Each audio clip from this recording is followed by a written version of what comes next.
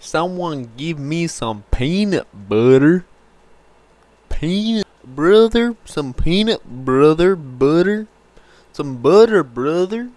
Some peanut butter. Someone hand me over to a nice peanut.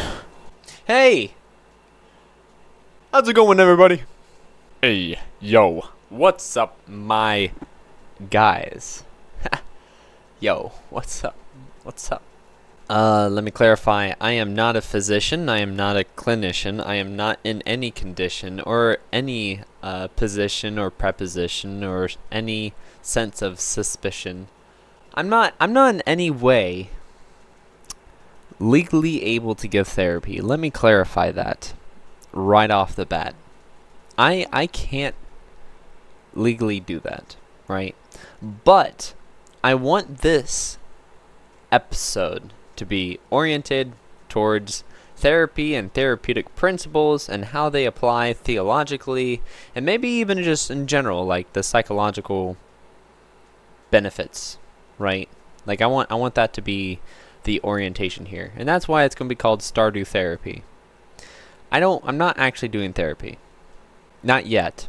Maybe later. 10 years down the line, I might still be using Stardew Valley to do therapy. Who knows? Stardew Valley's pretty calm and nice and everyone enjoys it. Anyways, so let us begin. This is Stardew Valley. It's one of my it is one of my most favorited ever games. I enjoy this a lot. As you can see, I've been playing this for a long time as well. I just enjoy this, you know? I enjoy it a lot. Why do I enjoy this game? I enjoy this game because I like life simulators, because it feels good to try to optimize the life that you've been given and to make it as efficient as possible. And, you know, it's a good outlet for me to not do that to my life obsessively. But that's not, you know, who knows? What's going to be my name? My name's going to be Billy Forntagen. Billy Boris. Billy's, and my farm name, Billy's Bouncy Farm. And my favorite thing, mental health. I think that's fair, right?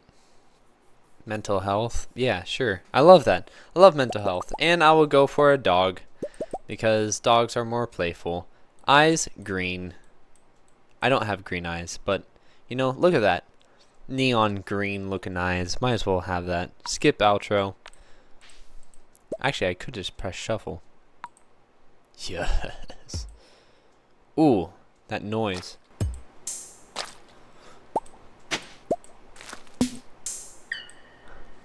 Noise. Yes, sad looking. Change the hair. Yes. Ghost man. Yes. And then the type of farm I kind of just want the normal farm, honestly. But maybe I'll go with this one. I'm really curious about that. Okay, well, actually, I'll do the monsters at night. Because there's always monsters at night if you're not aware of it and how it works.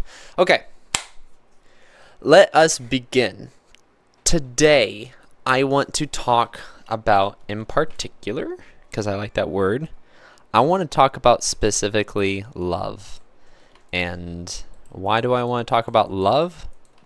Because before I start with anything else, before I even start saying, oh, this is what you should do or this is how you should feel or anything like that, I want love to be at the forefront. Not just because the Bible tells you so, but because of what love actually is. Because what people do, right? They claim that they love something. And that's a very scary thing to say, right? I love video games. And it's like, what does that mean? What exactly do you mean by you say I love video games? is love just spending time? And it's like, well, no, because then when you're not spending time with video games, that doesn't mean you don't love it, right? Or do you love it because you have spent time with it? And it's really important to clarify that, because we're told to love others, and we're told to really care about what others feel, and we want to make sure that we're doing what's right for other people. Love your neighbor as yourself is second. Love God first, right? I think that's pretty important to know what love actually means.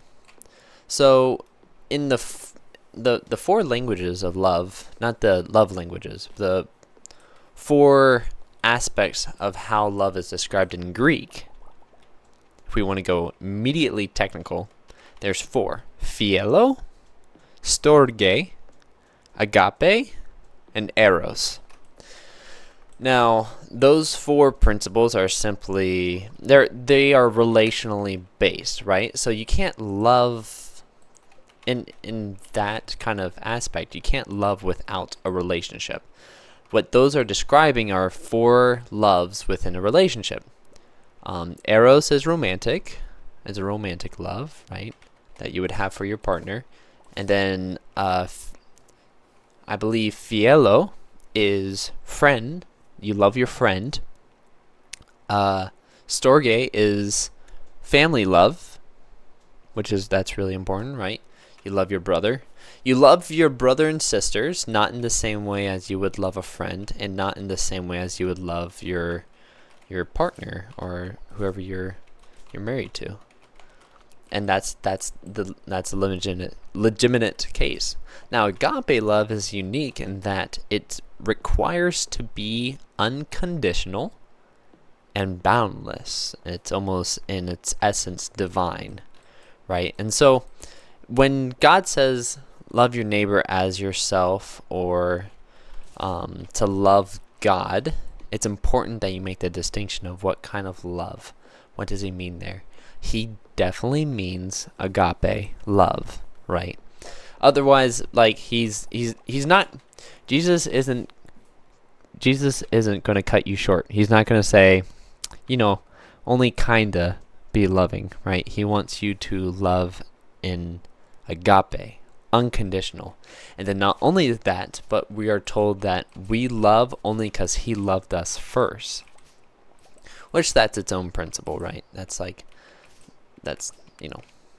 So a phrase I've really have heard for a long time is love does, right? So that love is a verb to love someone, to love is a verb to act on it, right? And I mostly agree with that principle, with the idea. The problem is that it's not just an action, right? Love isn't just doing something. And here's my case for that, right? Have you ever talked to a car salesman? It is going to be the same kind of person. He's going to smile. He's going to remember your name. He's going to shake your hand. He's going to be very polite to you. And some may say and act as though that is love. And that's actually a very scary way to think about it. Because then what that means is that someone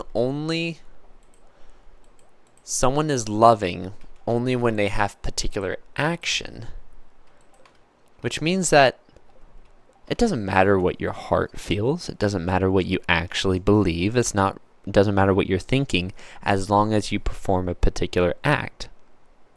But you see celebrities, right? They might be doing something that's charitable and beautiful and loving to others, right? But there's a possibility that it's also corrupted by another desire, a desire not to love, but instead a desire to proclaim and to propel themselves up, right? So you get this kind of weird dichotomy with that kind of idea where, like, it could be honest, genuine love, but in the very same action, it could be out of selfishness. And so What you want your goal to be isn't to determine whether or not someone is loving. You don't want to try to figure out what their heart is. That's not really the goal. Though you may be interacting with their heart, maybe you are influencing them, maybe you're changing or helping them change to grow, your goal isn't to make sure that they're just acting loving. It's not about just acting loving. It's about living in love. And so that, it's still kind of vague, right? It's still kind of vague exactly what does acting in love mean. Okay, so imagine this, right? So when they say God is love, or let's even say Christ is love, that means we are placing Christ, the ideal, the image of who Christ is. We're placing Christ at the very top of the pyramid, of the priority list. Love is the top priority. And that's why Jesus can say, out of all these commandments, for all of them, the most important is that you love God with all your heart, soul, and mind. And the second is like it, that you love, your neighbor as yourself. That's why he can say that. Because for someone to perfectly follow the command is the ideal. And that's why Jesus also says, if you love me, you will keep my commandments. It's because when you are seeking towards the ideal, that is love, you will fulfill all those commandments. And those things will be fulfilled. And that's why Jesus, who is love, fulfills all those commandments. He is the perfect being. He fulfilled them. He is the ideal, right? He didn't fall short.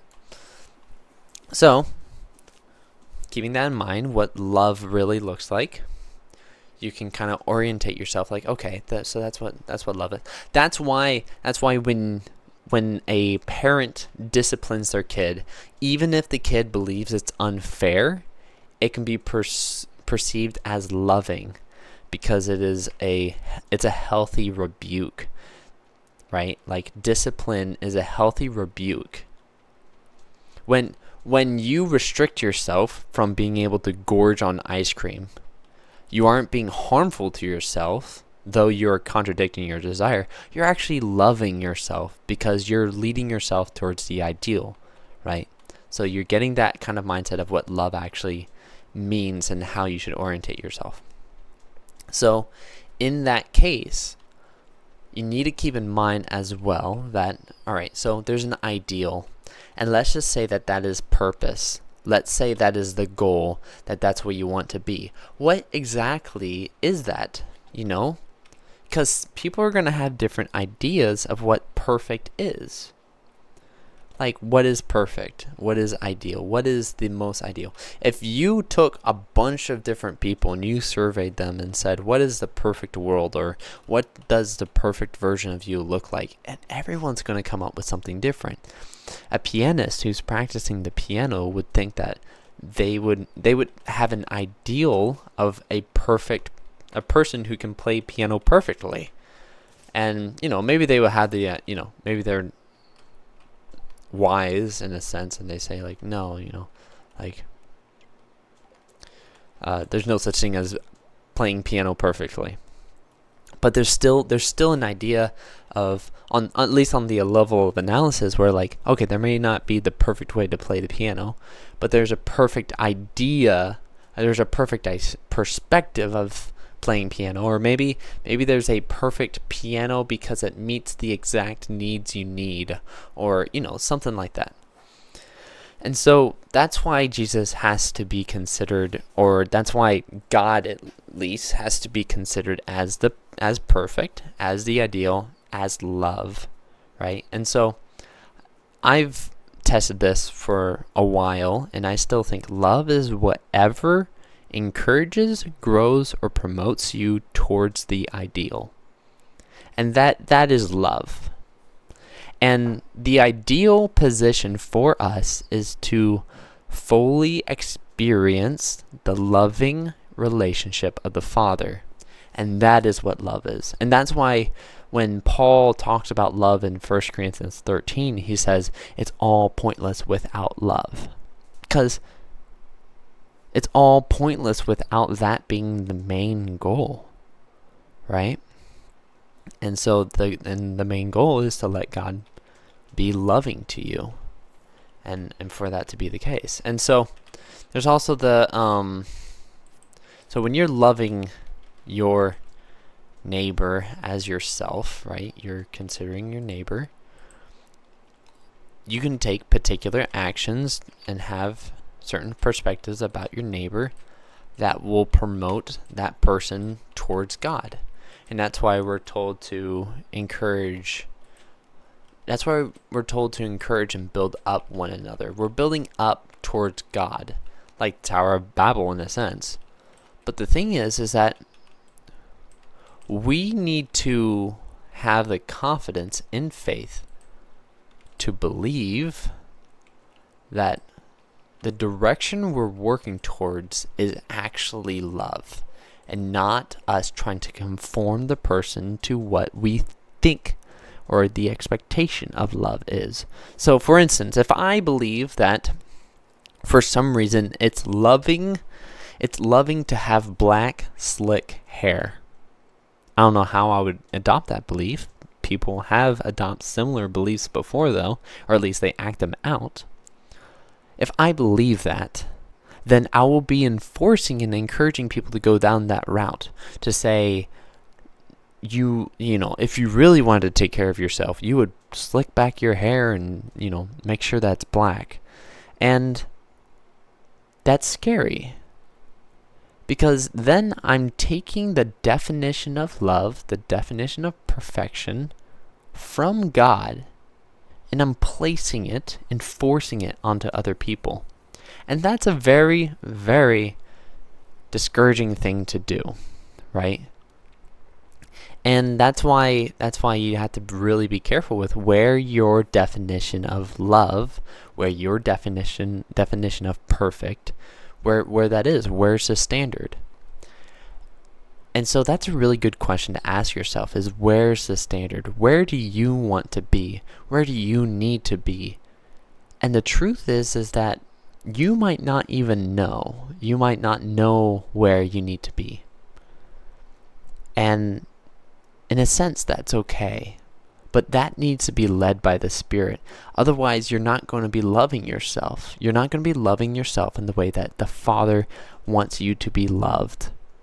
Because imagine this, right? Imagine your life is kind of like a vessel. It's a boat, right? And Jesus knows exactly where you need to go. And he knows exactly how to get there and what you need to do to prepare for it, right? And imagine this, right? Every time Jesus tells you, oh, I know where to go, you ask him, okay, like, do I make a right or do I make a left? And you're still holding on to the steering wheel, thinking you know what's most loving, that you know what perfection is. But you have to let Christ hold on to that steering wheel, have faith that he'll correct you, keep your heart and mind meditated on the word, and to allow him to transform you in that way. Otherwise, you're going to get burnt out, you know? And you have to be careful, because selfishness is creeping around the corner, and self-righteousness will creep up on you if you're not careful to surrender to what the definition of love truly looks like, and to surrender that to Christ, you know, and allow him to take over that. One of the things that I falsely adopted years ago was that I believed that if I just knew intellectually on how to love people, right? If I just knew how Jesus acted, then I could just tell other people to act in that way. And then, therefore, I'll be loving, right? Because that kind of makes sense. It's like open rebuke, you know. It is better to have open rebuke than hidden love. You know, you use those kinds of justifications. But the truth is that I felt the Spirit. I believe that, or at least I believe so. I felt a nudge, perhaps, maybe a conviction that I